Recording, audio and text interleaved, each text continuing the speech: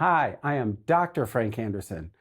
I usually don't even call myself that. I just say I'm Frank Anderson, but I'm Dr. Frank Anderson, and I'm a Harvard-trained psychiatrist. I hate saying that too.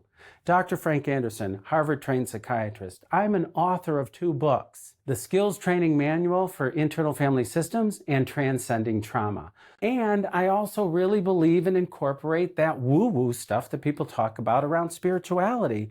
I think energy's real, and I think spirituality's real. And I think there's a lot we can learn when we incorporate energy work, energy healing, hard neuroscience, and trauma healing. A big bridge between neuroscience and spirituality is this world of imagination. And this is an area that I think is super cool. I love working with the mind and working with imagination. And interestingly enough, there's some pure neuroscientists that don't even believe in the mind. They're totally focused on receptors, nerve cells, and neurotransmitters. I think Dan Siegel is one of the people that did a beautiful job of naming, identifying, exploring this mind-brain connection. And he talks about the mind being connected to imagination. We know from Norman Doidge's work that imagination actually changes the brain. Imagination is a very powerful neuroplastic agent. It has the capacity to change and rewire nerve cells and neural networks. And I'd like to share some research with you that I think is really interesting and exciting. And they took one group of people who were playing the piano, learning a really complicated song.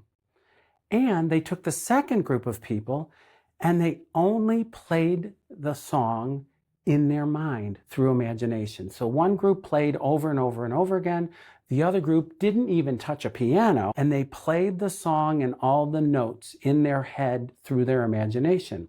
And it turns out that both groups learned to play the same sequence of notes, exactly the same.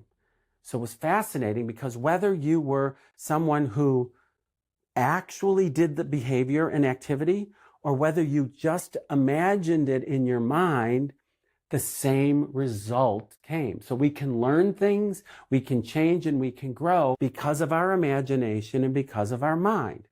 For those of you who have seen the movie The Queen's Gambit, that was exactly what that was about. She used to go through all the different possible variations of the chess moves in her mind, and she became this brilliant chess player.